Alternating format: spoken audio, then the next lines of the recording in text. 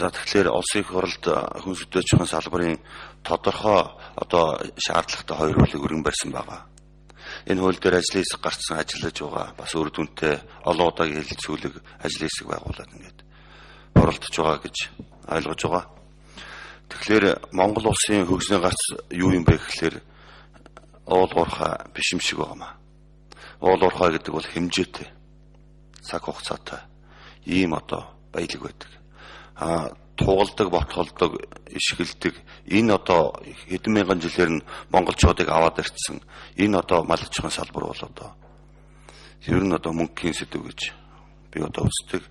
Тэгэхээр энэ монгол малыг дэлхийн брэнд болгох, монгол малын мах сүг, арьс ширийг дэлхийн брэнд болгох энэ тал дээр манай хүн аж ахуйн салбар бас бодлого барьж байгаа, боловсруулж байгаа, цаг наргүй ажиллаж байгаа гэдгийг мэднэ.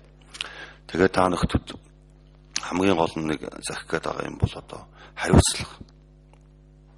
Хариуцлагатай ажиллаж энэ Монголын малчин эрүүл чинь удмын сан бүрдэж өгнө, сайжирна, дархлаатай болно. Энэ тал дээр л чиглэж барьж өгсөн бодлогоо та бүхэн нэг ажил хэрэг болгож хариуцлагатай байхыг л сайн ярьж явах хэрэгтэй. Тэр нь манай хөдөө орон нутгаар ингээд харж байхад ердөөс хариуцлагагүй. Хотноосоо хол суухан эцэг мал тавина гэсэн чи юу гэсэн үг вэ? Тийм хязгаарч байж болохгүй.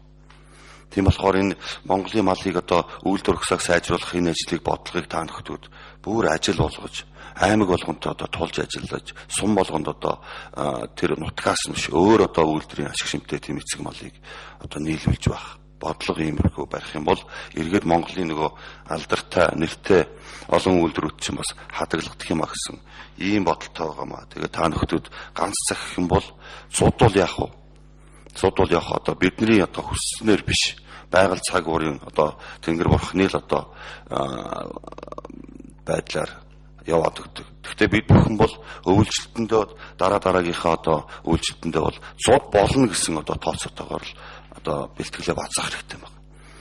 Тэгэхээр та нөхдөд бас амжилт төсөө. Тэгээд энэ дэвшүүлсэн энэ ажлуудаа үнэхээр нэг ажил хэрэг болгоод ингээд явах юм бол бид бүхэн үр дүнд хүрнэ, хамтдаа үр дүнд хүрнэ гэсэн ийм бодолтой байна. За хөдөө орон нутгаар тэр гараад байгаа тэр хариуцлагагүй байгаа тэр удирдлагууд дээр арга хэмжээ авах хэрэгтэй. Юу гэсэн үг юм чи? Гэмт хэрэг шүү дээ. Тэр гарахгүй болцсон тэр мялзуувчин гэдэг чинь бол аимшигтай сонсогдож байна. Тэн дээр та нөхдөд манд бас хариуцлага тооцоорой. Үнэхээр бусд нь жишиг үзүүлж. За баярлалаа.